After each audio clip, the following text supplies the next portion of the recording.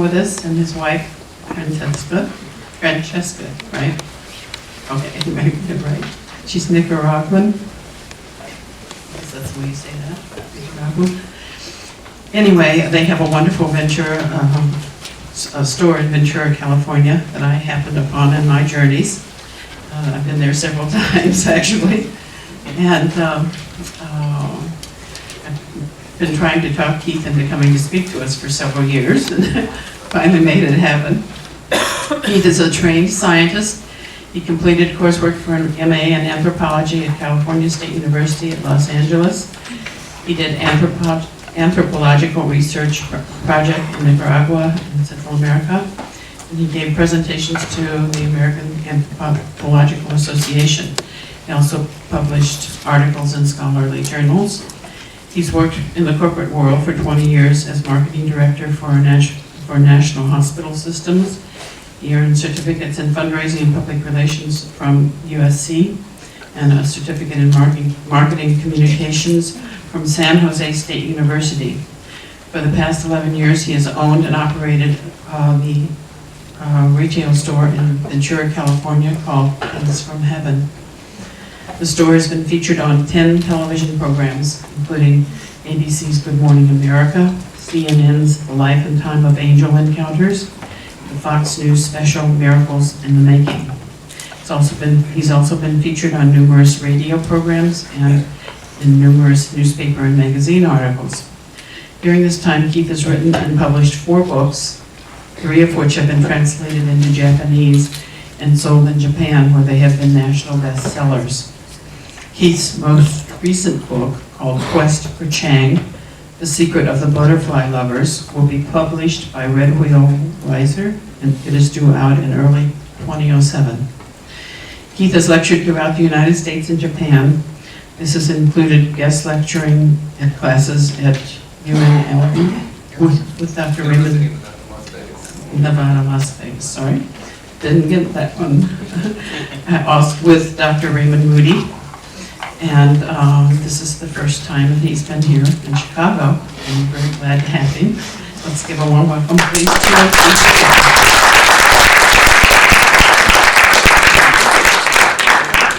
Thanks everyone for coming out today to see me. We really appreciate it. It's Francesca and I's first time to Chicago, and we're having a good time. We went to the Field Museum yesterday. It's a great museum, and we just love Chicago.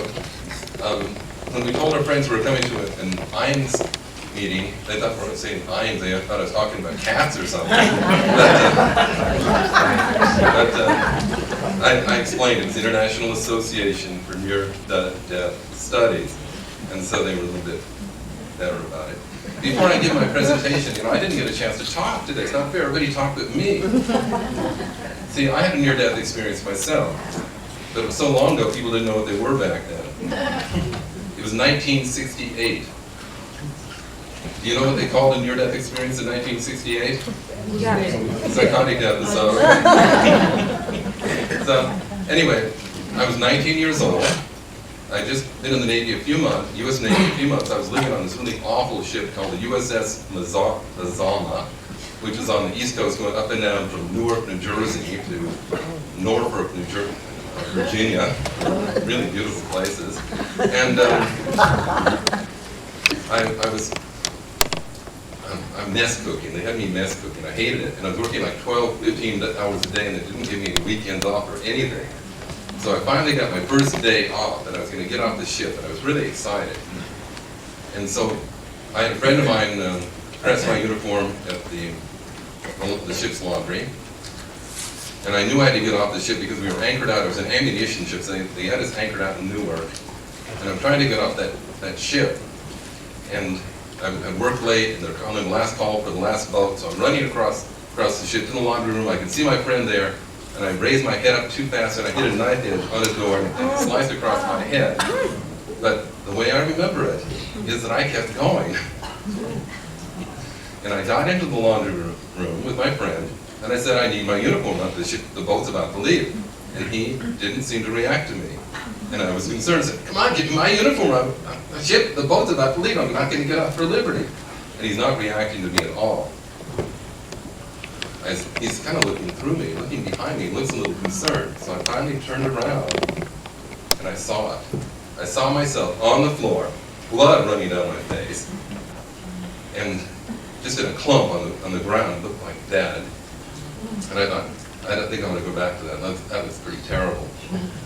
My friend got on the phone and called the medics, and they told him what to do. He went over and broke the glass on an emergency medical supply kit, got it out, got into the smelling salts, and went over to my body and put the smelling salts under my nose, and that's when I came back. They took me to the ship's medical facility. Actually, they had taken me across 3 ships, because the ship I was on didn't have one, and there were 3 ships anchored out there. And they put 17 stitches across my head. They said, don't worry about it, it won't show because your hair will cover it.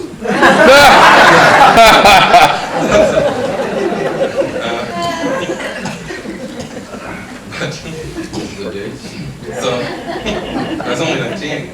Anyway, after that occurred, something else happened in my life that was kind of unusual. I'd always been a really bad student. I got C's and D's through elementary school, and D's and F's through high school. And I was really a terrible student. I even went and did a year at junior college where I managed a D average. So, and they were off a month or so later. I got into another ship. I was only temporarily on the garbage scow ship out there. They put me on a newer ship, and they offered us a class from Harvard University, put on by a Harvard professor in English composition. And I found something really unusual. I found I was the top in the class. After I got out of the Navy, I went back to school, went to the same junior college that I went to where I managed a D average, and was top of my class in every single class. Went on to earn a master's degree at Cal State LA. Went on to become a marketing director for hospital systems. And I think that something happened that day. I mean, I went from almost, one day I was just kind of dumb. I mean, I tried hard. It wasn't like I didn't go to the classes. I studied hard. I still couldn't get the grades. And next thing I found is I could talk everybody else in the whole class. Maybe it was some kind of positive head trauma. I don't know. But it worked. And I've heard of other people that have had similar experiences with their near-death experience. But anyway, today, before I give my presentation, I want to show you something cool. What? I want to show you something cool. So I do need the microphone. Oh, I'm sorry, I'll keep yelling. We've done a lot of TV shows, and I wanted to play the one with Diane Sawyer. It's only 3 minutes, and after that I promise I'll talk, if I can make it work. I've never worked on one of these machines before. Maybe I can do it. I'm only going to play one. I'll play one later.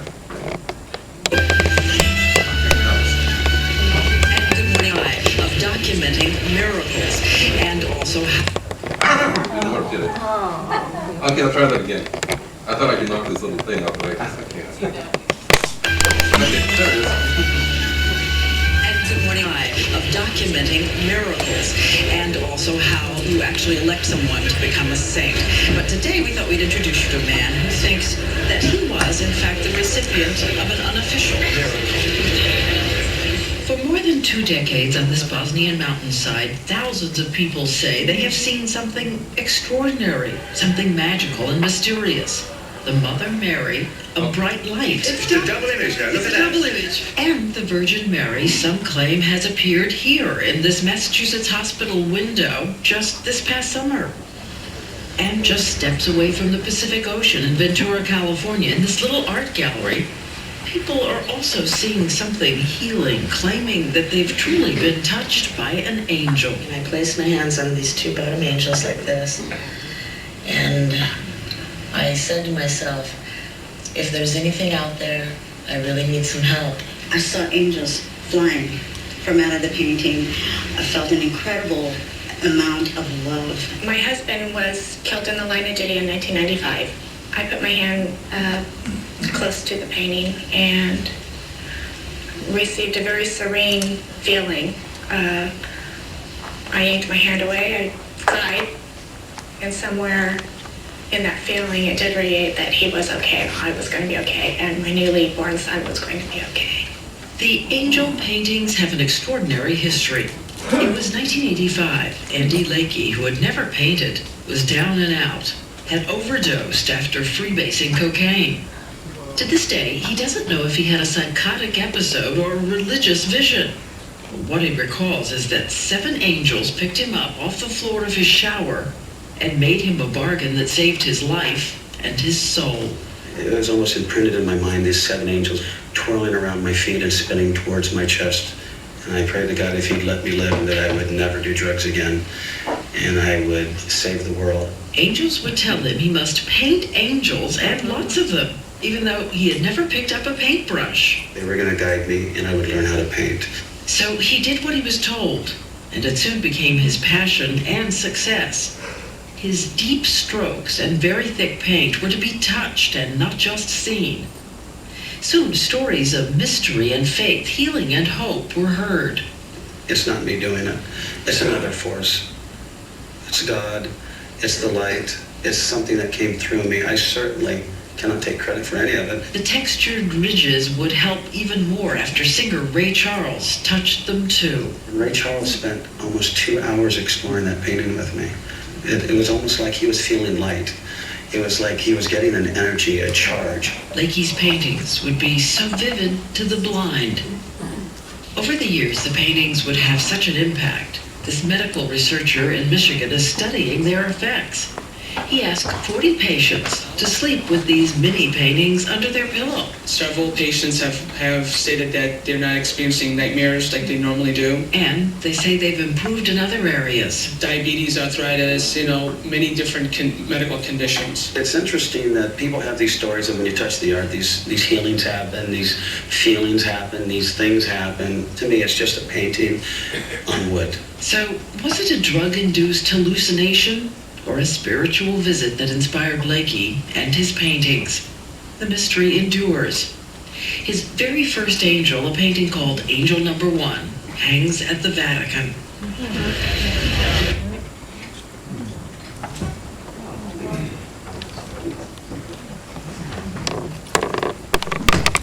Anyway, that gives you a little bit of an idea about who we are and about Andy Lakey's art.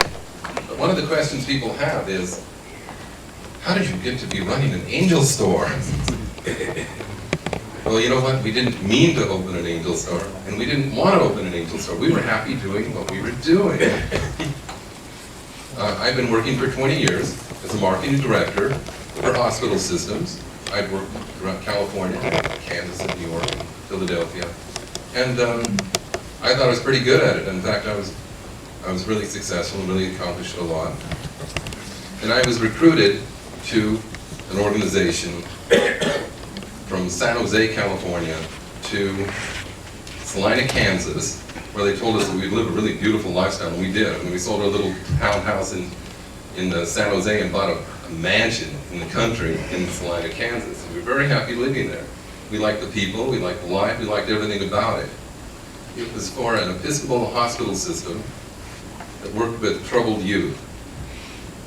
And I was hired by an Episcopal priest with an Episcopal organization who told me that their idea was to become more diversified, bring in more professional people, some lay people, so that the organization, instead of just running it with all priests, they get the best people in the world instead of the best priests to run it.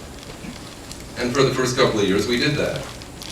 And I set us up with one of the top consulting firms in Philadelphia, and we increased the marketing and fundraising and everything for the organization. But the priest that I was working with ended up choosing his successor, which is a mistake. Never do that. Never ever choose your successor. Because his successor decided that instead of waiting 5 years to get into his position, he was going to get into the position right away. So we went to the board of directors, started finding every bit of dirt he could find on my boss, and got him fired. Wow. And then he decided that he wanted to put Episcopal priests back in all the positions, including mine. So the next thing I find is I'm fired, and we're going back to California. And I can't find work back there. I mean, I'm putting up resumes all over the place. I'm trying different positions. It's not working. And we start going down in this downward spiral in our lives. we're renting a house, and we end up having to rent out rooms. We lose our house in Kansas. We lost our cars. We end up getting food stamps and welfare. And my parents saw what situation we were in and offered to loan us some money to start our own business.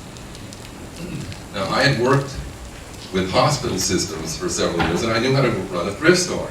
And I said, you know, probably we could do a thrift store and make it work, and they're pretty lucrative. So we did some research and found that the best place for a thrift store was downtown Ventura, California, wherever that is. And it's a city between Los Angeles and Santa Barbara, about half an hour to the south of Santa Barbara, about 1 hour north of Los Angeles. This is the city that's on the beach, but had kind of depressed downtown with a lot of thrift stores. So we decided we were going to put a thrift store in downtown Ventura. So Francesca and I would walk the streets of Ventura a few times a week and look for openings and places to put it. In the meantime, things are getting worse and worse for us. And nobody wanted to rent a place to us because we didn't have a background doing retail or background really doing thrift stores. And it was pretty nepotistic. People liked to rent to their friends and relatives and things like that. They didn't know who we were. So it got bleaker and bleaker for us. And my wife Francesca started having reoccurring dreams that the clouds in the skies would open up and angels would look down at her and smile, and she would smile back. And I figured she was having a psychotic episode. and then one night in January of 1995, she had a slightly different dream. A friend of hers, a man by the name of Alejandro from Nicaragua, who died the year before, came to her in a dream holding a golden bound book. And she said, you know, Alejandro, what are you doing here? You're dead. He said, yes, I know that I'm dead, but I've been sent to bring you this book. She said, what kind of book is this? And he said, read the book. She opened the book, and on white pages with black letters, it told you everything you can imagine about angels. And how do I know this? She woke me up at 5 in the morning. She started telling me. She said, okay, this is important. I had this dream. Alejandro, my friend who died last year, brought me this book. I said, right. I said, and it tells everything you can imagine about angels. Angels are messengers of God to bring God's love to the world. She's going on and on. I'm saying, why are you telling me this? It's 5 in the morning. She says, no, this is important. It's extremely important. You've got to know this. I read the book. It's great. We woke up in the morning and we sat down for breakfast with our 2 sons. And she started telling them this story about Alejandro and the book and all the messages in it about angels. And our youngest son, Kevin, who was 13 at the time, says, no, Mom, I don't think so, Mom. I really don't think so, Mom. And she says, first, your dad doesn't want to hear about it. And now you don't want to hear about it. Kevin, what is this?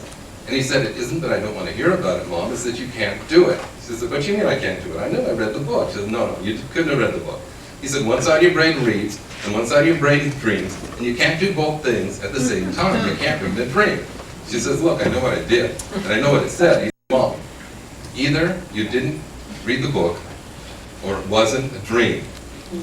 The same day we walked the streets of Ventura, we walked down a little further to the worst part of Ventura, on Main Street. And there's this building there, there's paper all over the windows, and it says release in the windows, and it's in kind of a bleak part of town. There's street people living in the entrance of it. And they asked us for money. Anyway, which we didn't have. So we walked back down, so we wrote the phone number down. We walked down about 3 stores, and there was a little hardware store there, and the man that owned it was a really nice guy who's since passed away. And we told him about that building, that we were interested in the building, and he said, you know, the owner's representative of that building is just around the corner, you should go see him. So we felt we had nothing else going that day since I wasn't working. So we walked around the corner, and we met Bruce, the representative for the owner of the building. And Bruce was really excited. He acted like no one had ever looked at the building before. I don't think anybody had. So he took us over back to the building, got the keys, and took us quickly over to the building, unlocks the door, and the place is totally trashed. They just used the place as a drug rehab recreation center. There's holes in the walls. The carpet is just terrible, and it's covered with cigarette butts. There's old rotting couches going back about 100 feet down each side of the building.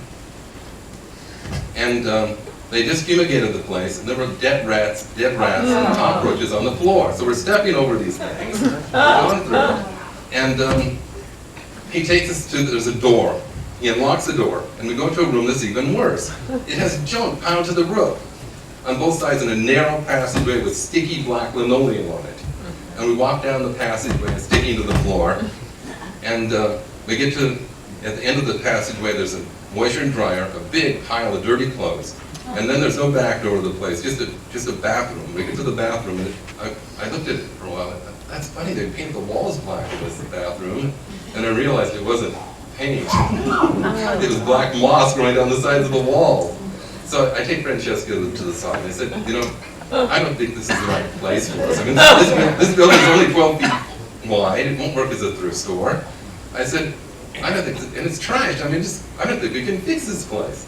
She said, this is what we're supposed to have.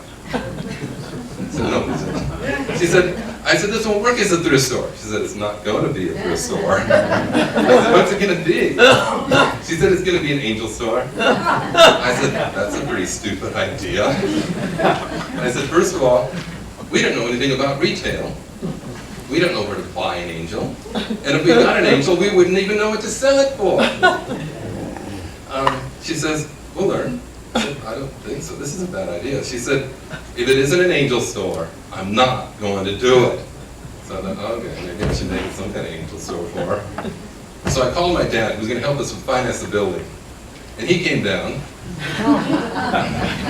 And he was kind of interested in it. And it turned out, I took him around and to meet Bruce, and it happened that the owner was there. The owner of the building was there. And it turned out my dad knew him. They'd done some business together in the past. And he negotiated a really fantastic, my dad was excited, it was on Main Street, it was kind of trash, but it was on Main Street. And he negotiated a deal where we got 2 months free rent to try to fix the place, a 1-year trial lease, because he didn't think we could do it, and a 5-year promissory lease afterwards, which is about as good as you get, with very low radiance of rent increase on the building. So I go back to the building with my dad, and we sit down on a step. My dad says, well, Keith, how are you going to make this run as a thrift store anyway? And I said, well, Francesca and I have talked about this, and I don't think it's going to be a thrift store. He said, what's it going to be? I said, it's going to be an angel store. He said, a what? I said, an angel store. He said, what the hell's an angel store? I said, it's a store where you sell like little angel gift items. He says, like knickknacks? I said, yeah, Dad, that's right, it's like knickknacks. He said, let me get this straight. You're going to be a knickknack store that only sells one kind of knickknack. He said, that's a really stupid idea. He said, I've worked with a lot of people before. He might have ran a loan organization. He said, I've heard some really bad ideas, but I think this is the very worst idea I've ever heard of. This is a terrible idea. He said, and what makes it really terrible is that I just signed the lease. My dad signed the lease with me. And I'm going to be stuck with it if you don't make the store run. So we compromised. We made it, we sold gourmet food, and we had one shelf of white enamel angels. That's all we could find. But we found something. We called the place Things from Heaven, Food and Gifts. We found something really bad right away. We found that food didn't sell. And we had to close out all the food and put in all the angels. Now, while this was happening, something else was going on. We make our angel store work. We've been open for 30 days. And the first 30 days that we were open, we were grossing about $10 a day, which didn't pay the rent. And luckily we were so poor we didn't know that. So anyway, the city of Ventura, in its brilliance, decided to chop down all the streets on all the trees on Main Street, tear out all the sidewalks, and renovate all of downtown. And they closed up all the streets while they did this. And no one was coming to our store except for street people, whom we got to know quite well. So, into the store, through the mud that was our sidewalk, walked a very eloquently dressed woman with high heel shoes, which she trudged through the mud with, into the store, and she turned around in circles and she said, I love your store, I love the energy of your store. I love everything about your store. You guys should be selling international art in your store. Keep in mind, our store only went in 50. We didn't have the money to put a lot of stock in it. We had jewelry shelves that we bought from a store that was going out of business, but we had teddy bears that Francesca dressed up with a glue gun in those. I said, we're not quite ready for international art in the store, but I really appreciate it. She said, no, you should be selling Andy Lakey's art in your store. And I said, who's Andy Lakey? And she said, he's the most famous living angel artist. His art is in the Vatican. He's been on a lot of TV shows. He's been on Oprah Winfrey. He's been on Lifestyles. He's been on Sightings. I said, I think I saw the guy somewhere on TV, but we're not ready for his art. She said, no, you're ready for this art. You've got to promise me something. I said, what is it? She said, promise me that you're going to call Andy Lakey. And I said, sure. She left on I let it go. 2 months later, this lady showed up again in the store. And she came up to me. She pointed at me. She said, have you called Andy yet? And I said, Andy who? She said, Andy Lakey, the man I told you about the last time I was here, the one that's supposed to paint the 2,000 angel paintings by the year 2000. One of his art's in the Vatican. I said, yeah, I know who you're talking about now, but we're not ready for his art. I mean, let's be realistic. There's hundreds of beautiful gift stores throughout the state of California where an artist like Andy Lakey can put his art.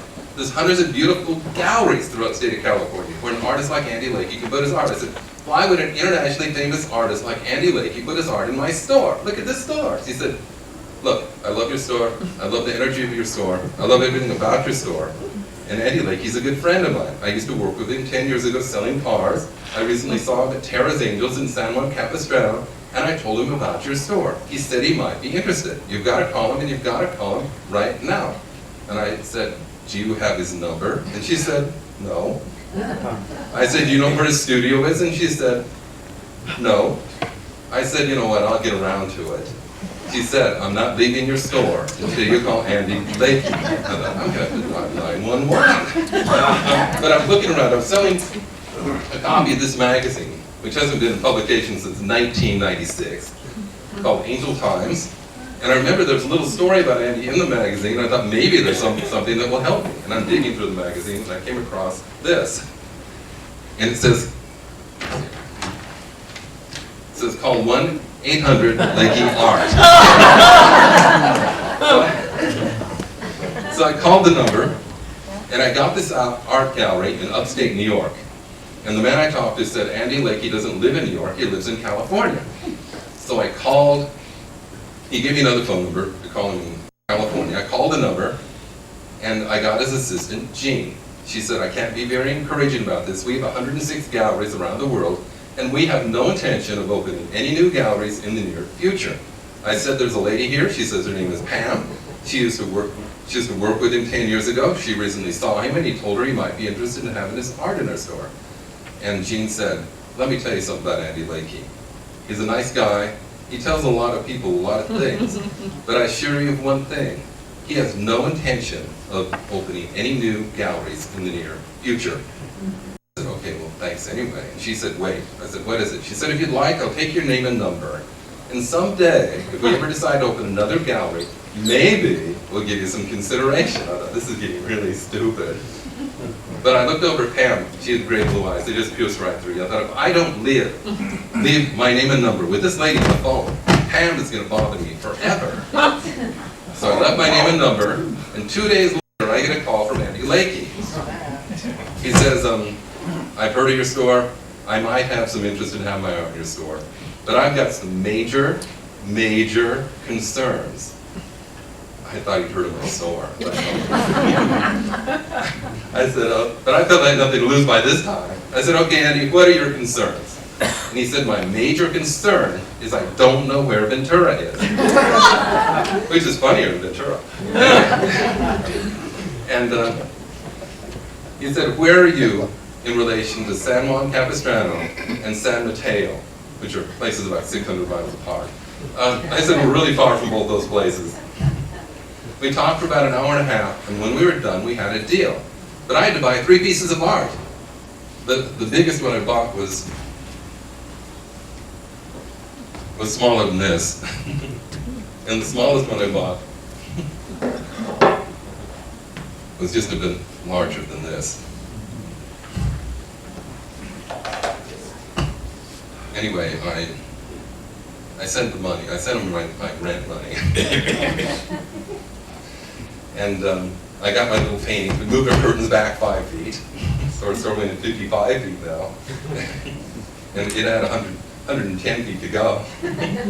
And we put them on the wall, and we realized quickly that we were in trouble, because it's not much of an art gallery to have with only 3 pieces of art. But I realized if I sold a piece of art, I'd only have 2.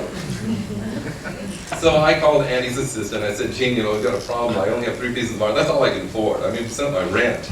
And I wondered if you have any ideas about how maybe I could get something on consignment or something. And she says, well, he doesn't do consignment, but what you can do is spiritual energy paintings. I'm like, what a bad idea.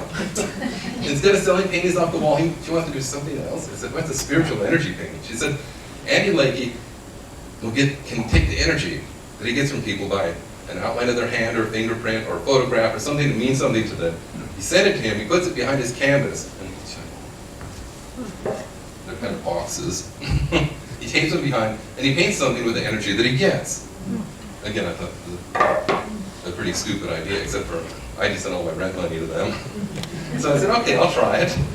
I think most people know Andy Lakey had a near-death experience as well, very intuitive. Oh, This is his book. We still have one copy here, and I think I still have some more at home of these versions, which tells his near-death experience as well as some of these things. And I've got another video I'm going to play at the end that shows a little bit better story about his near-death experience too. 3 minutes. That's all they give you these days in these videos. Anyway, back to the story. So, Sorry to interrupt. that's okay. So, I have these 3 little tiny paintings. I'm doing spiritual energy paintings. I never met Andy Lakey until 8 months later. I didn't have a car that could get there. I just had a Ford Escort. It couldn't go that far. It was 3-hour driving where his studio was, and it only went like 1 hour away. So some friends of ours took us to see Andy at his studio, and we got together with him, and we talked for a while. And after a while, he asked me the question. He said, Keith, how did I get my art in your store anyway? Because he thought I wondered. And I told him the story that I just told you. And he said, no, Keith, that's not what happened. That's not what really happened at all. I said, what do you think really happened? He said, what really happened is the angels brought you to me. The angels bring everything to me, and they brought you to me too. I said, come on. Look, you can tell it to other people. You can tell the people at Sidings, maybe. You can tell the people at the National Choir which you was in. But you can't tell it to me. I was there. I know what really happened. He said, what do you think really happened? I said, what happened is your friend Pam, whose opinion it appears you respect, told you about our store, and you decided to give us a try of her recommendation, right? He said, no, that's not what happened. He said, let me tell you something about Pam. He said, she's not a good friend of mine. I worked with her 10 years ago selling cars. I saw her tear as angels about a year ago, but I hadn't seen her before then, and I haven't seen her since. He said, the reason that I went with you is I feel it was divine intervention. The angels bring me everything, and they brought you to me too. I said, what are you trying to tell me, Andy?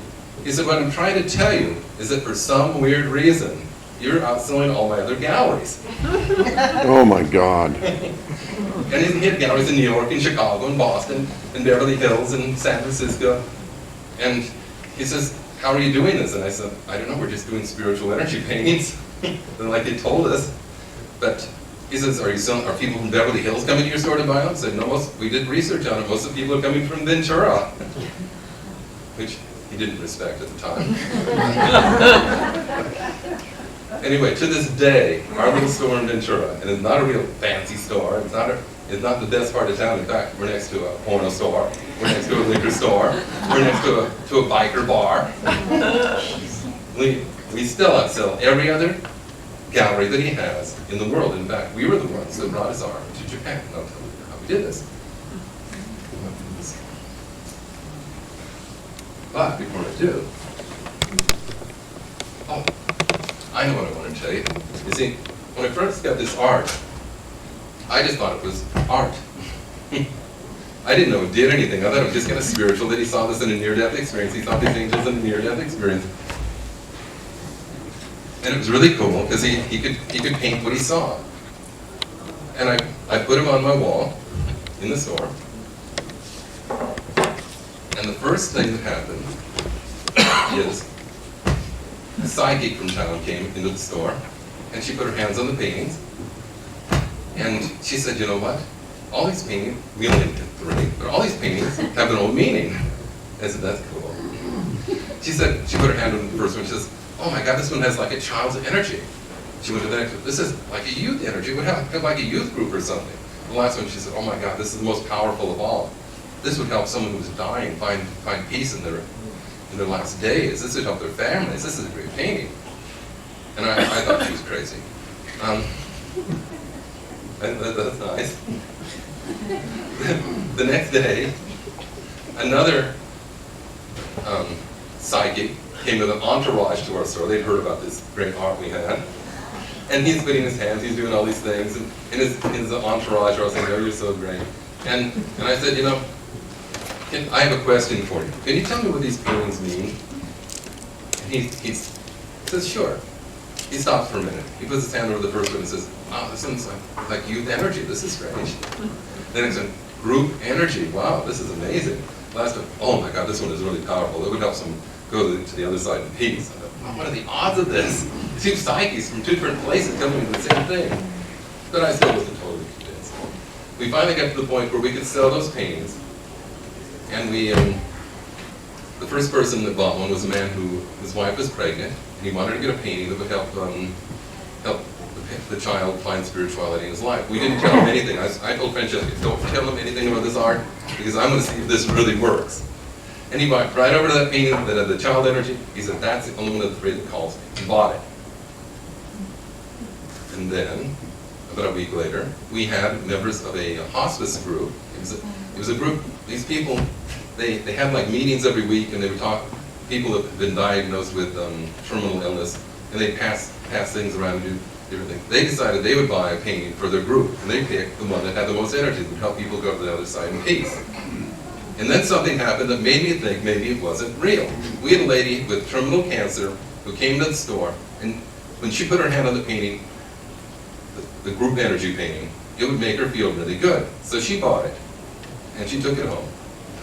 But about a month later, we had another painting done, and she came in and put her hands on it. She felt it was even better. She liked it even better and asked if she could trade it.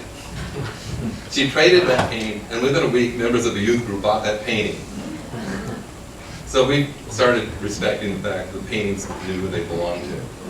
Now, but I still wasn't totally convinced about all this stuff going on. I thought people were just kind of playing a game with me. I was selling a painting to a lady, really well-dressed elderly lady, came into the store, and she was looking at the art, and I thought maybe she could afford to buy one. So I took my hand and I put it over one of the pieces and looked the way he painted this. And as I did this, I felt like a warm, tingling feeling go right through my fingers, into my hand, up my arm, and I thought, whoa, I've been working here too long. I took a step back from the painting, I put my hands behind my back, and the lady walked, and I tried to pretend like nothing happened. The lady walked over to the painting, put her hands over it, and she said, my God, did you feel that? And I said, feel what? She said, the heat, the tingling, is there something behind this painting? I said, you know what, I felt it too, but nobody told me they're supposed to do this. I tried it with almost everybody that come into the store after that. And about 80% of all the people that came to our store could feel something coming off these paintings. And it just totally blew us away. To this day, people come from all over the world to feel this. And we had people do TV shows about it. In fact, the show, the little segment I'm going to show at the end of this shows somebody who didn't expect to have something happen to him. Let me see. I'm not going to get a chance to do this.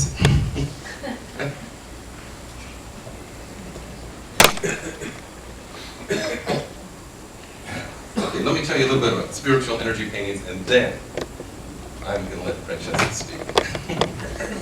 Yay! Okay. We started doing these spiritual energy paintings, and I thought it was a pretty stupid idea. And the first person to buy one was this Filipino man by the name of Arlie. He had a Christian youth group, out of Los Angeles down towards Anaheim, down towards Disneyland. And they would meet every week with the kids, and they would discuss different spiritual things. So he decided that he wanted to do a painting for his group. So he gave me an 8x10 photograph of his youth group, and I sent it to Andy Lakey to do a painting. About 6 weeks later, I get a painting back. And it really concerned me because I'd never seen a painting by Andy Lakey that looked like it.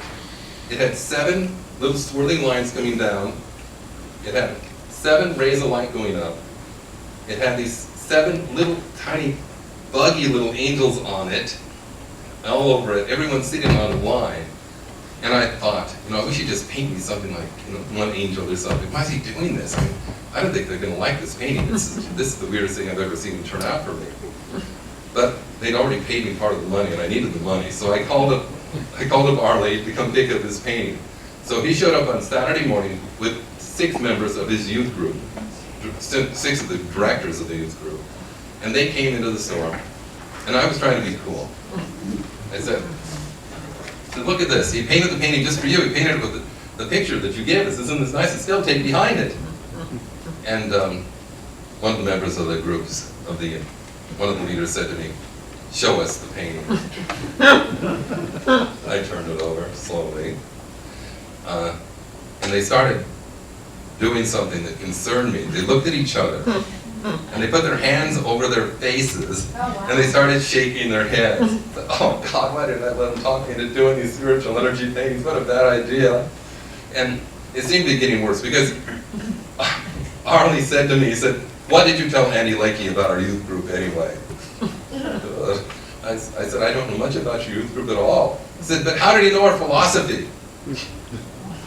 I said, "We're blown away. Can't you see we're blown away?" I didn't think you guys liked it. He said, this is fantastic. I can't believe how he did this. How did he know our philosophy? Did you tell him? I said, "I don't know your philosophy." He said, "Every morning when we start the youth group, we tell the kids the same thing. We say we all walk different paths, but we're all going to the same place 7 days a week." And it's right here on the painting. Every one of those little angels is walking up a little path. There's 7 rays of light coming down. It's exactly what our youth group talks about. And to this day, it's been 11 years, they still use the painting. Another spiritual energy painting that was done. A lady gave me a really odd photograph. It looked like Wonder Woman or something. This person in the sky with her hands up in the air, wearing goggles, in a flight suit, in the air. And I said, "What is this photograph anyway?" And she said, "I'm not going to tell you anything about this photograph. I have to know in my heart that this painting was done with spiritual energy and that you didn't tell Andy Lakey anything about it." I said, "Okay." She was painting me. I wasn't going to mess this up. I said, "Sure. Okay, I just sent it in." So I sent in the photograph to Andy Lakey, and about 6 weeks later, I get this painting back, and it wasn't anything real unusual to me. It was one angel with 6 rays of light. Kind of like, do I have one anymore? I think I sold it. Yeah, I sold it. But it was bigger, but it was one angel with 6 rays of light. And I showed it to the lady, and she said, I said, "Does this mean anything to you?" And she said, "No." I said, "Okay." I said, I turned it over. I saw that photograph of that person flying in the air. I said, "You were kind of mysterious about this photograph when I talked to you, kind of secretive. What is this photograph anyway?" She said, "This is a picture of me. I'm a photographer. I work with skydiving teams. This is a lady that came in the store really elegantly dressed, high heel shoes, really just dressed to kill in my store." I couldn't help but say it. I said, "You're a skydiver?" And she said, "Yes, I worked with teams doing photography." She said, "This photo was taken in 1992. She said, "We were going to make a jump. One day in 1992, I was going to make another jump with the group and take photographs. And my mother got sick. I couldn't make the jump." She said, "That day the plane crashed and all the members were killed. I'm the only surviving member of the team." I said, "It's interesting, there's 6 rays of light, like the 6 people in the team." She said, "There's 6 rays of light on a lot of Andy Lakey's painting. I don't think that means anything." I said, "Maybe it doesn't." I said, look, the number on the back, it's 1392. If you add that up, it adds to 62. She said, I'm not really into numerology. That doesn't mean anything to me. I said, okay. I gave her the painting. She sat with it for a while. And then she started to cry. She said, you know what?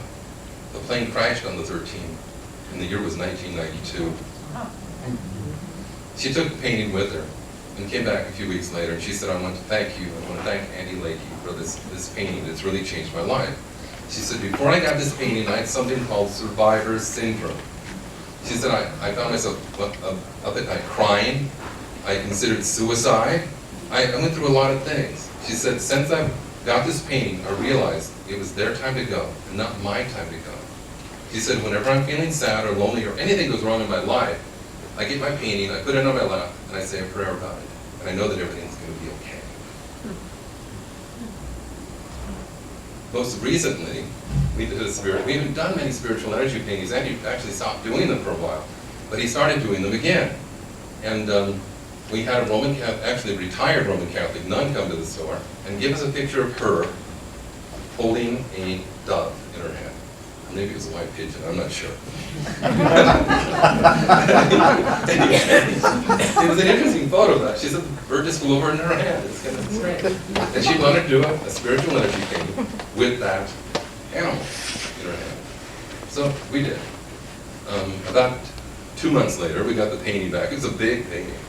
And Francesca started realizing things about this painting. It had 5 angels, all in a circle. It had 9 rays of light on it. They asked Francesca to go and give a presentation to the group of retired nuns and other spiritual people in the group called Circle of Love.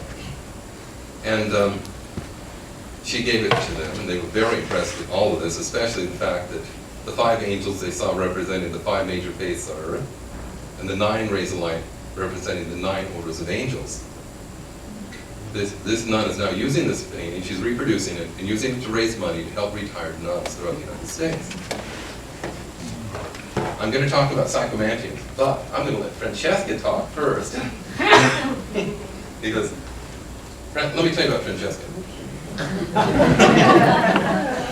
I've been married to Francesca for 31 years, almost 32. No, 31, almost 31. That's not, I'll get it right today. And I've known her since 1972, when she was 2 years old. Anyway, what? Okay, that's all right. And anyway, Francesca is Nicaraguan. They call Nicaragua the land of lakes and volcanoes.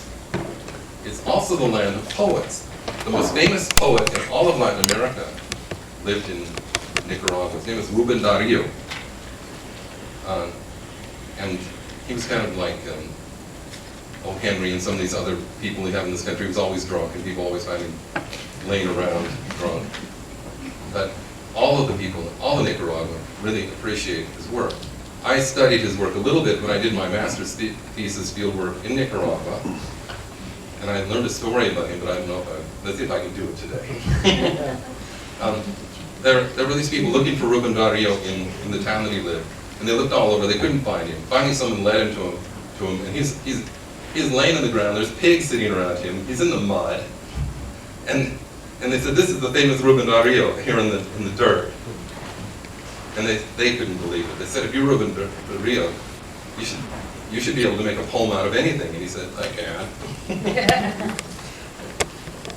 said, where did you come from? Where are you going?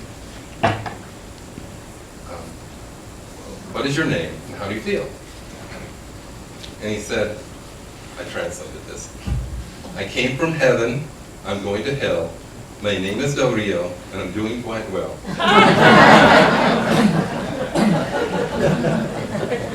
So Nicaraguan poems, jokes are translatable. Anyway, I'll let Francesca give hers.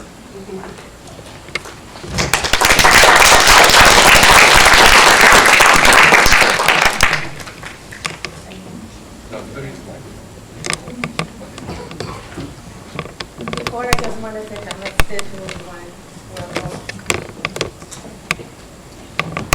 I'm not going to say anything about what Keith did, just some poems that I have written, because we have a group called Circle of One, and we get together every month. So we always work on a word, and we need to practice and live for the whole month about that word. So these are poems that I have written, and I'm just very honored to read them to all of you. The first one is called Unconditional Love. Unconditional love is learning to walk my own path. Unconditional love is learning to allow my friends and family members to walk their own paths. Unconditional love is knowing that every spiritual being comes from one source. Unconditional love is all the energy of the universe vibrating at its highest level.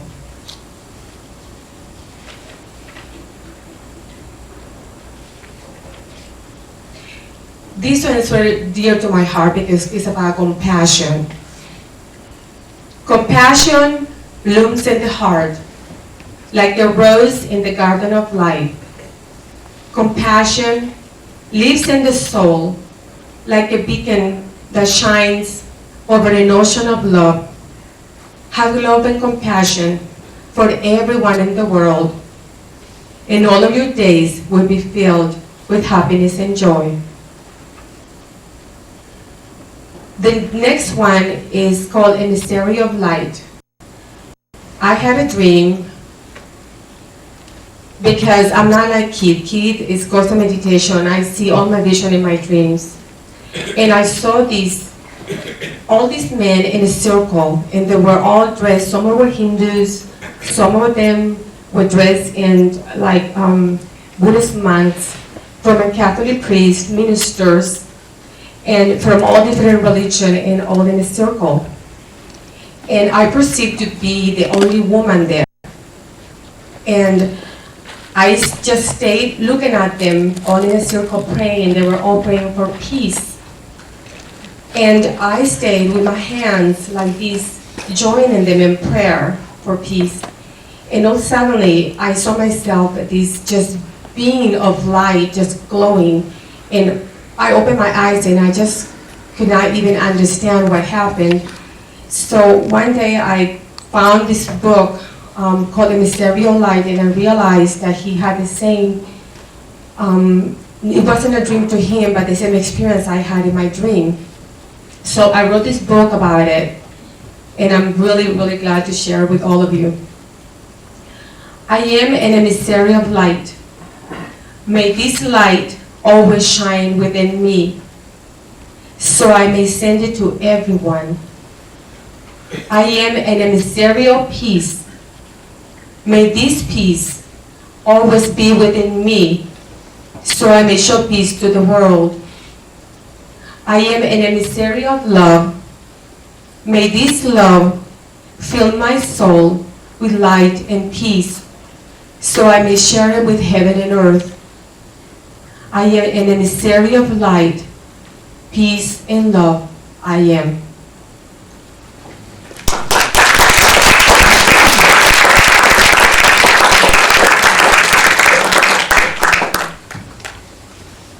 Okay, now we're going to get into psychomantiums.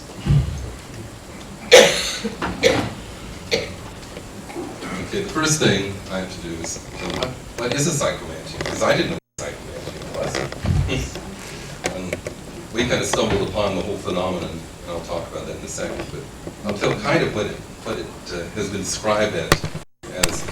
Now, there have been descriptions of places where people can go to, where they can communicate with lost loved ones. And they go back as far as written language. There's hieroglyphics in Egypt about it. Homer describes the Oracle of the Dead in the Odyssey. In fact, they even describe ways to make them where you don't have to go to the Oracle of the Dead, which we did, but we didn't do it the way he did. This is why they tell the children to do it. They said, dig a big pit and put the blood of sacrificed animals in the pit, and then gaze into the blood and see your lost loved ones. Now, we thought that was kind of a messy way to do it, but we didn't mean to do it. Well, what happened with us is we started with an angel store that kept going back because we didn't have enough money to fill it with stock. And it kept going back until we got it pushed all the way back to the door, which we were using as a storeroom, to the room that we were using as a storeroom for the food we were selling. But when we closed out all the food, we turned that into an art gallery. And we put all of Andy Lakey's art into the gallery. And we put lights on it, and we did all these things. But we didn't realize it would do anything. We also in the process of all this happening, a spontaneous shrine popped up in the back of the store on one of our displays. And as we moved it back into the store, it got back to where it just went back against the wall. It was right at the entrance to the gallery. And to this day, there's over 17,000 prayers on that wall. And they're from people from all over the world, and there's just about every language, culture, and religion in the world represented on that wall. And maybe that is part of what made the whole thing happen. Between the angels, you go through the Hall of Angels, you go to the giant wall of prayers, and then into the Gallery of Art by Andy Lakey. And something started to happen as soon as we got that put together. And you know what? I didn't believe it at first. It started with a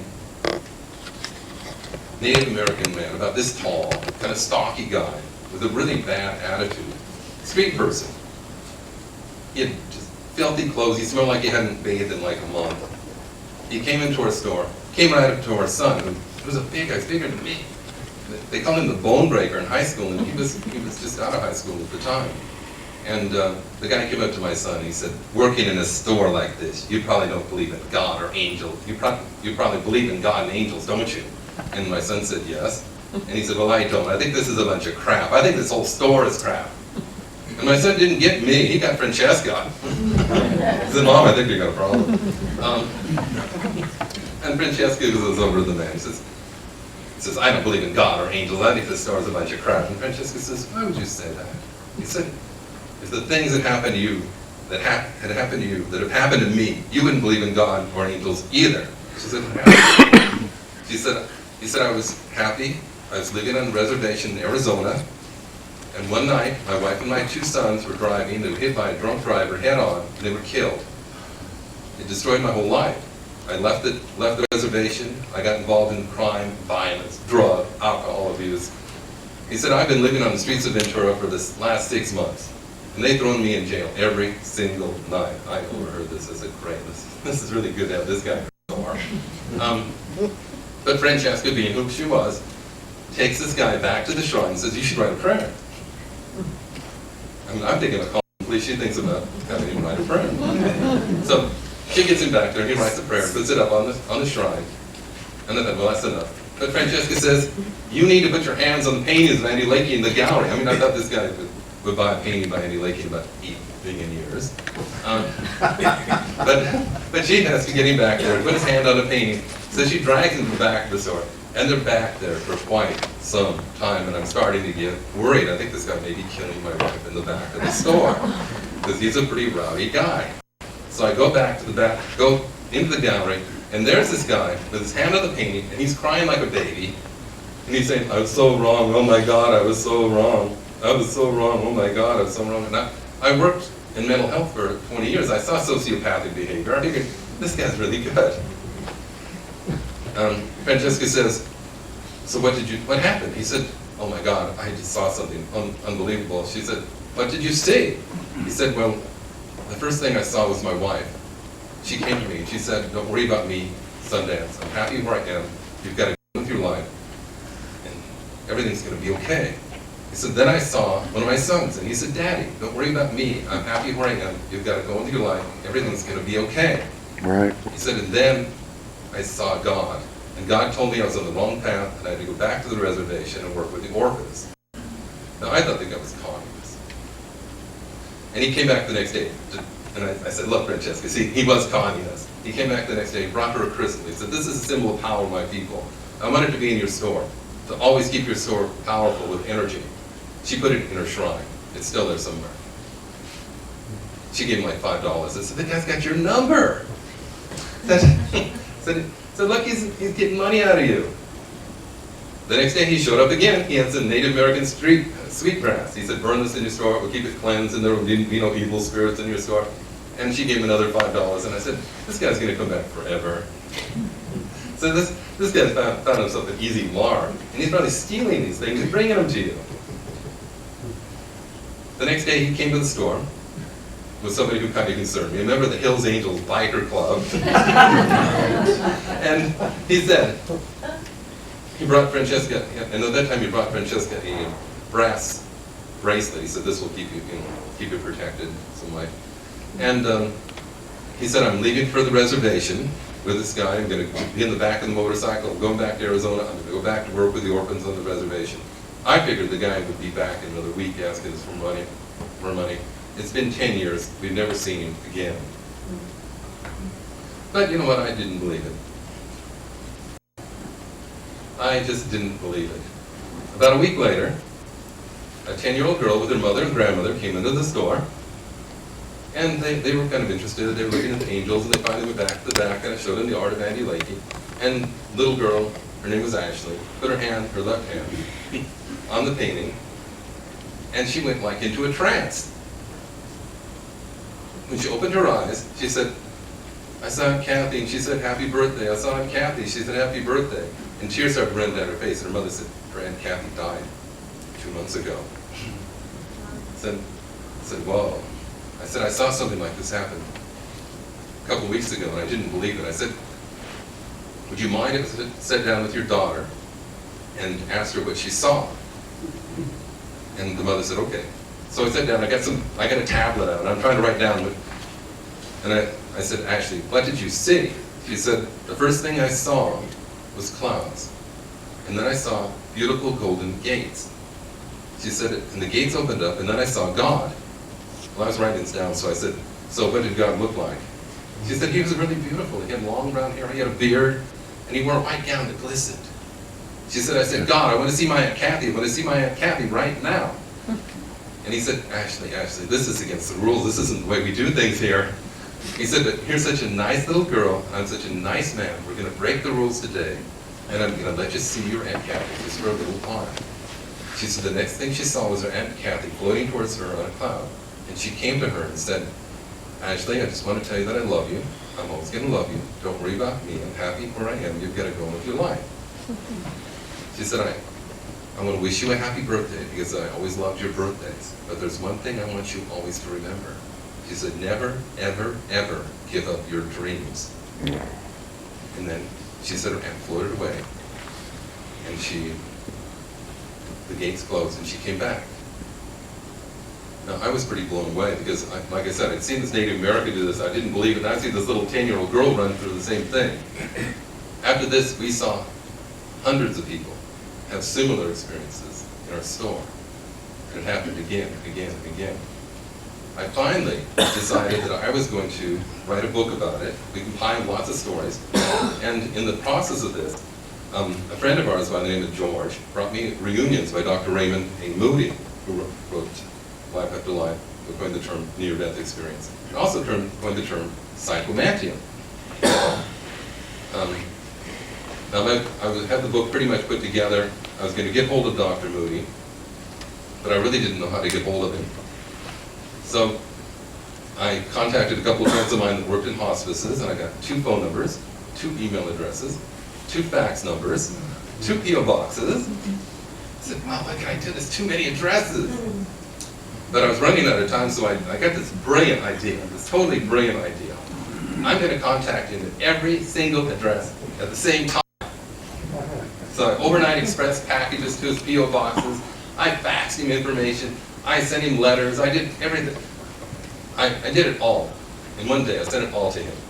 And the next day, there was a message on my answering machine from his wife, Cheryl. It said, why are you harassing us? We don't know you. I started telling Cheryl the stories that had happened in her store. And the first one I told her, she said, yeah. The second one, she said, The third one, she said, you know what, I think Raymond does have to talk to you. The next day, I got a call from Dr. Raymond A. Moody. He said, Keith, this is Raymond Moody. I said, Raymond? Dr. Raymond Moody? No, it's Raymond, just call me Raymond. I said, okay. He said, I read read your book. It's blown me away. He said, you realize they tried to commit me when I wrote this book? I said, no. He said, you helped prove my theories. You found the same things I did when I was doing psychomantium research and making people wait for things and go through all these processes. You did it by accident, and it still happened. He said, you've helped prove my theories. He said, my wife and I had an experience with Andy Lakey's art, too. I said, so what happened? He said, it was really weird. Okay. He said, I had my painting. Andy gave me the painting right after I wrote a blurb for his first book, Andy Lakey, Art, Angels, and Miracles. And we loved the painting so much we put it in a place of honor in our house. Now, we had a picture window in the living room on one side, and I put the picture behind it, in the room where it faced the window. He said one night I was just sitting there enjoying the painting, and I turned around and I started looking at the reflection of the painting in the window. And I saw the weirdest thing. For some reason, I saw the face of George Washington come out of that painting. He said, is that weird? I said, that's pretty weird. He said, I thought it was. I thought, oh my God, I'm freaking. I'm just getting goofy writing all this stuff and doing all this stuff. So he got his wife Cheryl, who's really down-to-earth person. She was a news commentator and everything else. Cheryl was real down-to-earth. I don't know if anybody's ever met Cheryl Moody. Anybody met Cheryl Moody? Anyway, but real down-to-earth lady. He said, Cheryl, come here, take a look at the reflection of that painting in the window. See if you see anything. She said, okay, Raymond. She sat there for a while, and after a while, Raymond heard, he went in another room, and she started screaming, Raymond, come here right now. There's something really weird happening. And he came in and said, well, what happened? She said, look, you're not going to believe what I just saw coming out of the painting. He said, what did you see? She said, I saw the face of George Washington. Yeah. And we've been close to the movies ever since. And they invited us eventually to symposiums when they were at University of Nevada, Las Vegas. He has a lecture in his classes. And he actually wrote the foreword to my second book, which I don't have for sale here because it's only in Japanese. No Words to Heaven. But that's yet another story. Now, how did, Lisa, do you have any more poems to read? Oh, she does.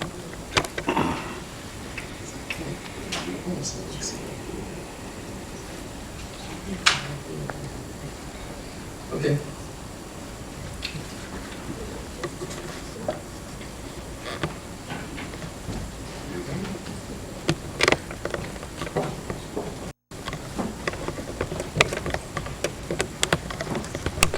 I have 3 more poems for you, and I'm really happy to be here and reading to you. This is called What Am I Thankful For? I am thankful for my lessons of forgiveness. These have healed my heart. I'm thankful for my lessons of compassion. These have blessed my soul. I am thankful for my lessons of tolerance. These have taught me love and helped me find peace. I am thankful for my lessons of wisdom. These have taught me to love myself and others. I am thankful for the members of my soul group. They have taught me to achieve my karmic potential through many lifetimes. This one is called Tolerance, and this is really because I grew up a Roman Catholic, and in Nicaragua, which is 99.9% Roman Catholic, so I was never exposed to any other religions. And until I came to the United States, and I realized here when I started talking to everyone, and all my friends were Japanese when I was learning English, and they were Buddhist, and then we tried, the school that I went to, they will take us to all these, teach us about different religions, and I was just so happy to know that we were all one. Mm-hmm. So this is tolerance. There is a conflict between my cultural beliefs and my heart. My culture tells me to believe in one religion. My heart tells me we all one. My culture tells me that my race is better than others. My heart tells me we all are one. My culture tells me war, hate, and discrimination are acceptable. My heart tells me tolerance is the only answer to conquer my fears. I pray that my fears, ignorance, and arrogance will be replaced by love and tolerance. This one is called humility. And humility is the greatest virtue of all the virtues. Humility is the knowledge that I'm not the beautiful seashore, but I'm a grain of sand that makes up the beautiful seashore. Humility is the feeling that I am not a vast ocean, but I'm a drop of water that makes up the vast ocean. Humility is the understanding that I am not the whole picture, but I'm a piece of a magnificent puzzle that makes up the whole picture. Humility is the realization that I'm not God, but I'm a spark of light that God is made of. Humility is the revelation that I don't know everything, but I'm willing to learn all I can from others with love and understanding.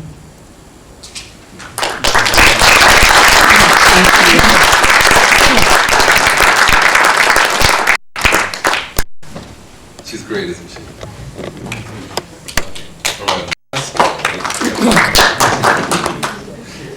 I'm going to tell you a story that has to do with my next book, Quest for Chum, The Secret of the Butterfly Lovers, which is coming out next year.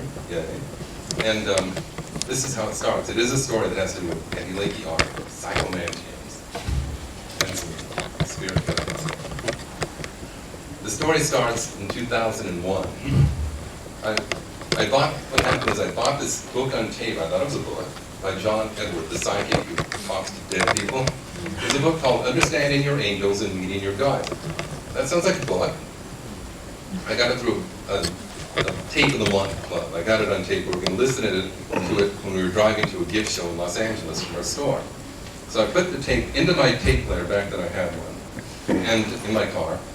And the first thing it says is, don't listen to this tape in your car. It is a guided meditation. I got ripped off. I wanted a book. I didn't want a guided meditation. I wanted a book. I wanted to listen to this book on the way, and I can't listen to it, but I finally just pulled it out and put it in the back seat of the car. And there it said, for the next month.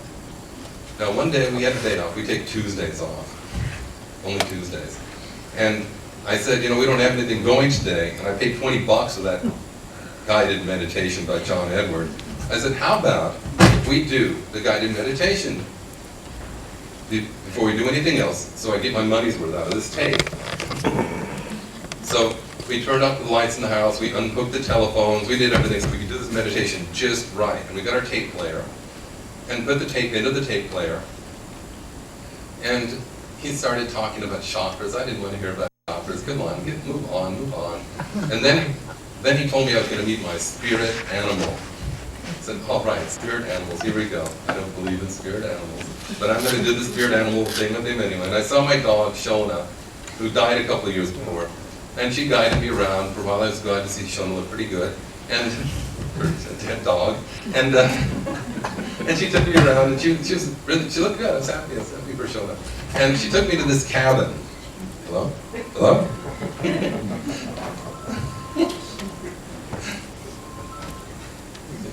She took me to this cabin where I was supposed to meet my spirit guide, something I didn't believe in.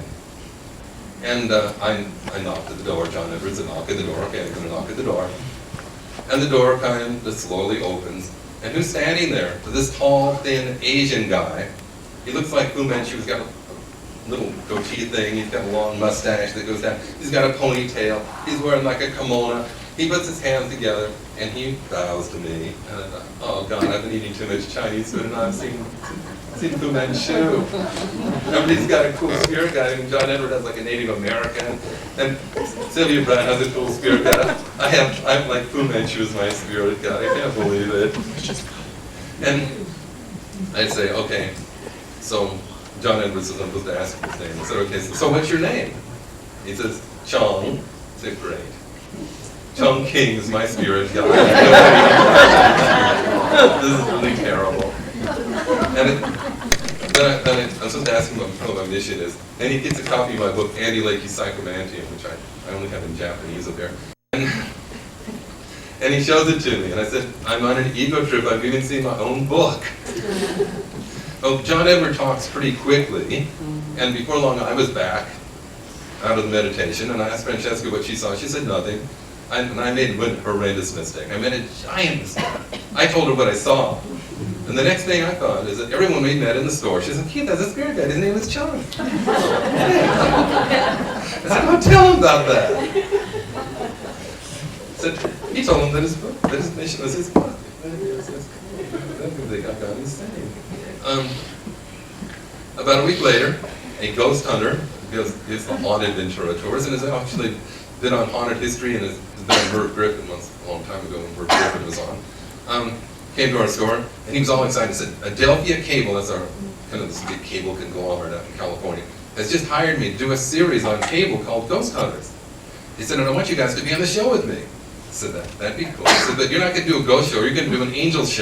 I said, that'd be really good. In fact, it's over. Anyway, but we're not going to watch it. Anyway, so we did the show, but we were going to do the show, but there's just one condition of doing the show. He said, you've got to bring somebody that has had an angel experience in your store to do the show. So Francesca and I debated who we're going to bring, but I felt we should bring a lady by the name of Catherine Rosengren. Now, Catherine is a registered nurse. She has 2 degrees in psychology. She was the director of a local hospice, and her husband is a medical doctor in town. I thought that's pretty credible. So we did the show, and she was really great on the show. And after the show, we took her out for dinner, and I said, Catherine, you were so great on the show. I can't believe all the things that happened to you. It's really cool. She said, I never had anything happen to me until I met my spirit guide. And Francesca said, Keith has a spirit guide too. I keep her on the table and tell her about this. Oh, so that's nice, Caitlin. You have a spirit guide. Is he like a Native American or something? She says, no, he's really unusual. I said, what's he look like? He said, he looks kind of Chinese or something. Oh, here you go. He wears this little goatee, and he has a mustache, and a ponytail, he wears a funny hat, he wears a kimono. I said, what's your spirit guide's name? She says, well, I couldn't communicate with him at first, but I went to a psychic named Patrick. He told me his name was Chong. I said, well, we found we had other things in common too. But I was pretty blown away by this, but I still didn't really believe it. I thought it was a cute story. About a year went by, or was it 2 years? 2 years went by, and I would tell people this cute story about Catherine and Sean and all this stuff. They'd think it was a cute story. But we decided to buy some new books, and one of the books we got was Talking to Heaven by James Van Praagh. Right. And I'd met James Van Praagh at a party that I went to with it for Andy Lakey once, and we'd seen him on TV. I wasn't that impressed. Anyway, Francesca got the book, and she could not stop reading it. She just couldn't put it down. And finally she came in. I was working on the computer, doing some internet stuff, and she came in, she's crying, and she says, you've got to read this. And there it was in James Van Praagh's book. He talks about his spirit guide. His name is Chong. And then they go through the description. He's a mustache here. He's wearing the funny hat. He's wearing the ponytail. The whole thing. I said, well, that is strange. So we decided we would go on the James Van Praagh show, Beyond, and see if we could figure out what the message was. And we did. The first time we went there, actually our son's girlfriend's mother got a reading on the show. And part of the reading had to do with Andy Lakey paintings in her upstairs bedroom. How do you do that? He also talked about what her best friend's name was, everything. I was impressed. We went the second time, still didn't get a message. Still didn't get any message at all. 2001 was a bad year for our store with 911, and our sales started going down. 2002 was even worse in the midst of all this stuff going on. And we buy our stock from a lot of the companies, especially the ones in Chicago. We buy them 6 months in advance, and usually it works out okay. But this year it didn't work out. We couldn't even pay for our Christmas stock in 2002 because of the threats to invade Iraq. And 2003 was even worse. We were going down the tubes. The whole store was going under. No one was buying art. I even closed one of my websites on art, which is still gone. And we didn't know what we were going to do. We found that we were in debt with the state of California. We couldn't pay our rent, and we couldn't pay off our stock. Into the store walked this lady named Janet, who worked for a local television station. She says, guys, the James Bond Prague show was on at 7 o'clock in Ventura. It's about the only place in the world where it aired at a decent time. The show Beyond, she says, you guys should advertise on it. I said, we can't advertise on it. We don't have any money.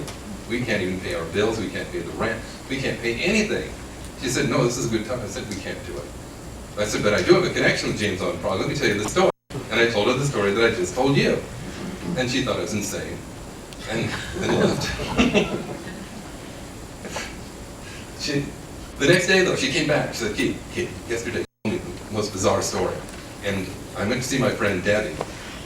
And she was talking about something. She said, I've got to talk to my spirit guide before I do that. And she said, oh, that's interesting. I talked to a guy in downtown Ventura who was talking about spirit guides today. She said, Debbie, what kind of spirit guide do you have?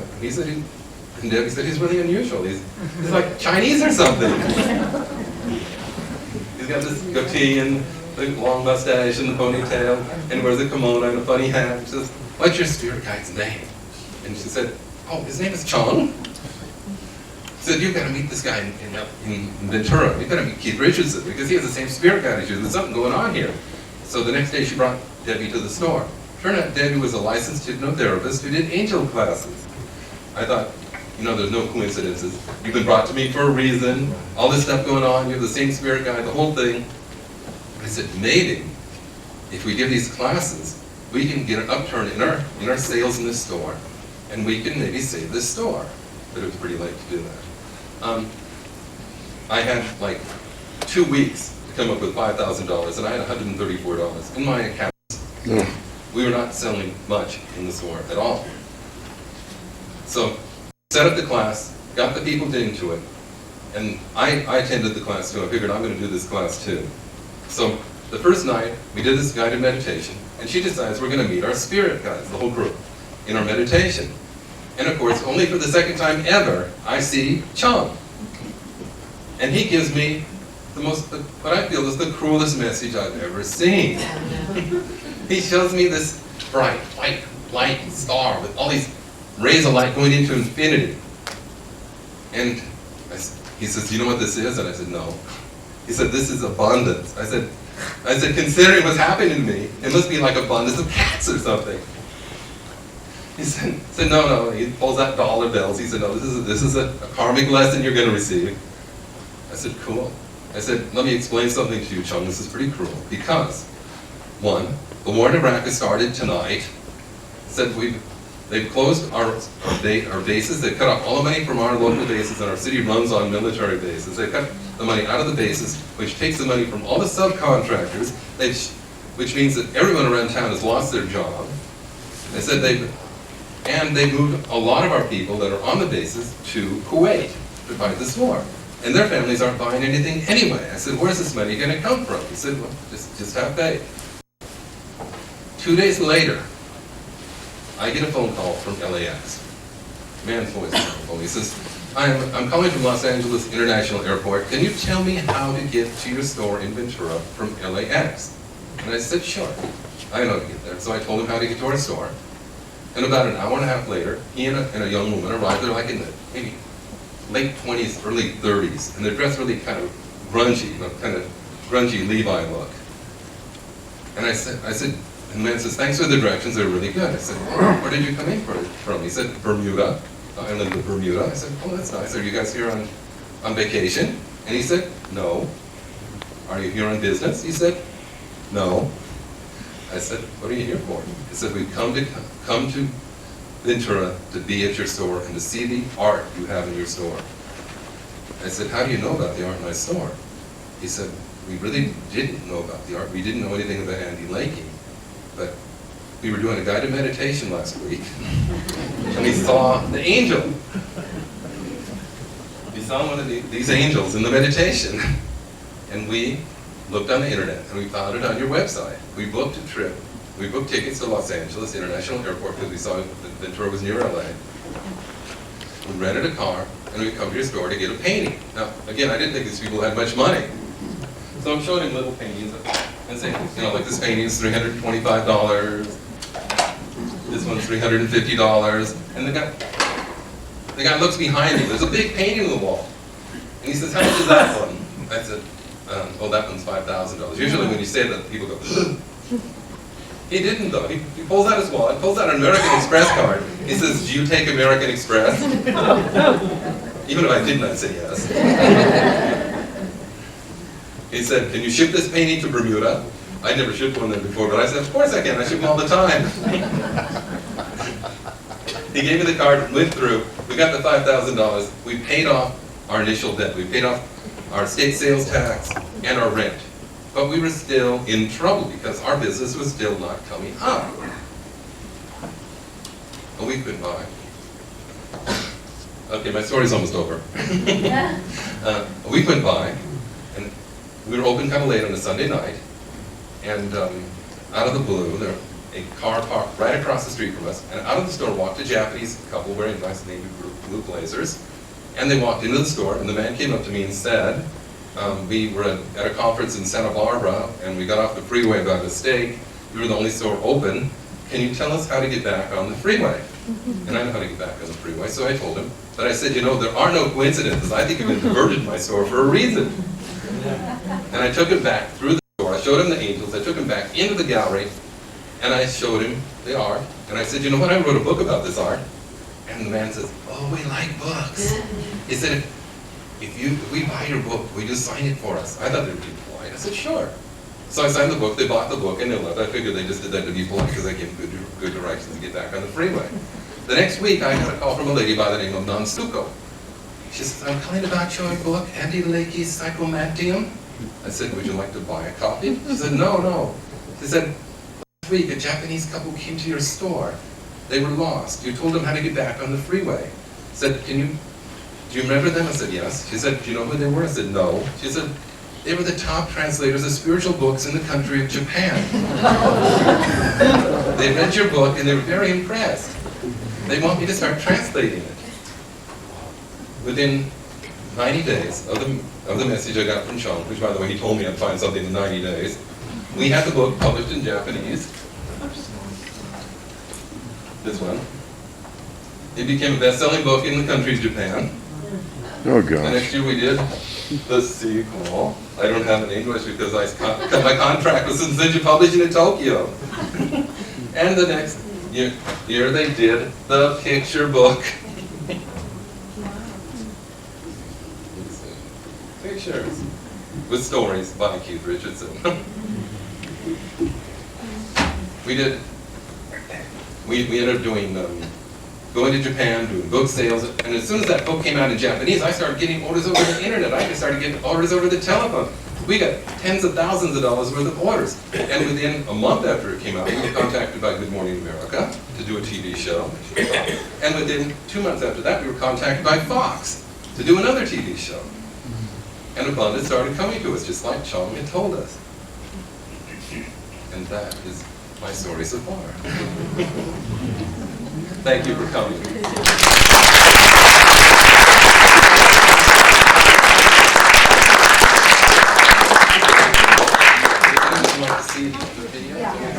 Okay, one more video.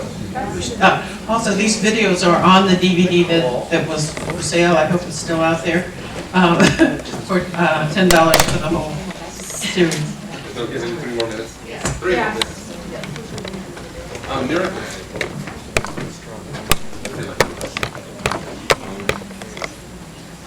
Miracles in the making.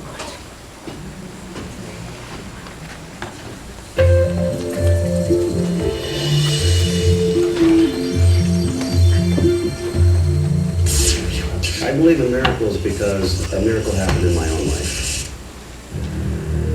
I was freebasing cocaine, and I crawled into the shower, and I just put the water on, and I thought I was going to go down. And so I started to pray, and I prayed to God for the first time since I was a child. All I remember is a prayer from my childhood, God is good, God is great. Almost instantly, when I was finished with a prayer, right down where my feet were, where the water was, I felt 7 angels twirling around me. 7 angels that changed Andy Lakey's life forever. They came to him on New Year's Eve 1986 with a message.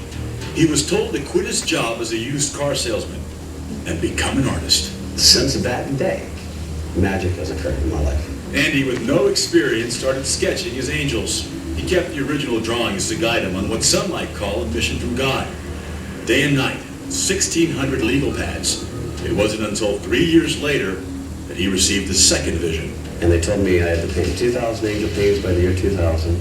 They would give me the knowledge to paint, and they'll take care of everything. What Andy wasn't expecting was the power of the paintings.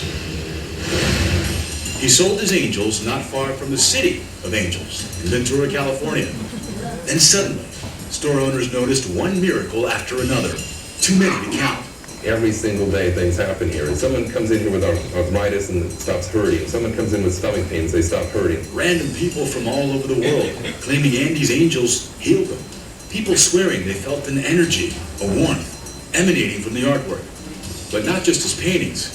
Some say the healing comes from Andy's jewelry, too. I felt like I could just breathe easier. Sarah Casey had spent 6 years in desperate need of a kidney transplant when her mother bought her this necklace.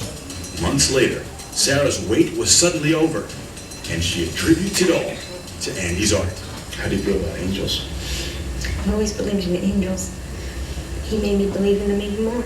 Dee Laborte didn't believe until she touched one of Andy's paintings. Then she felt the warmth, the energy. And that night, in her sleep, Dee had a vision. Her ovarian cancer would finally be gone. I did go back to the doctor, and they did more tests, and they were baffled because from a tumor it went down to a little palate or cyst. I'll be honest with you, I consider myself a pretty open-minded person when it comes to all things spiritual and supernatural. And I was curious to see whether I would have any type of reaction or experience anything after being in the presence of these paintings. For the most part, I didn't. Until I let my hand hover over this small angel in this painting, I felt a warmth. I can still feel it. And it feels like it's coming from the painting. Now, is this merely the power of suggestion? Or is this truly the power of the angel's work?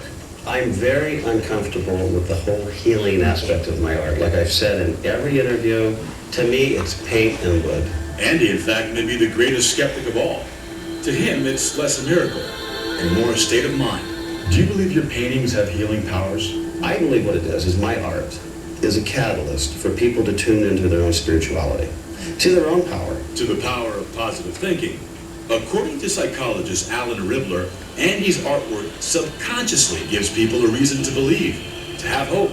My own approach is that belief systems are very powerful. Yet Andy believes in the angels, and he doesn't feel the heat from his own paintings. He can't even be cured of allergies so bad he has to wear a gas mask when he paints. But I don't understand it. I don't feel it. But others all around Andy continue to feel it. His clientele now stands at over 12,000 art collectors, including a president, the Pope, and multiple Hollywood superstars. Oh, there's a beautiful energy. Definitely, you can feel it. Remember the painting I touched in Andy's gallery? I brought it to Gloria Stefan. She not only owns one of Andy's paintings, she also wrote a passage in his book. Because art is totally, what you feel from it and what you get, and what you might get from something is totally different than what I might get. For many believers, what they get can only be described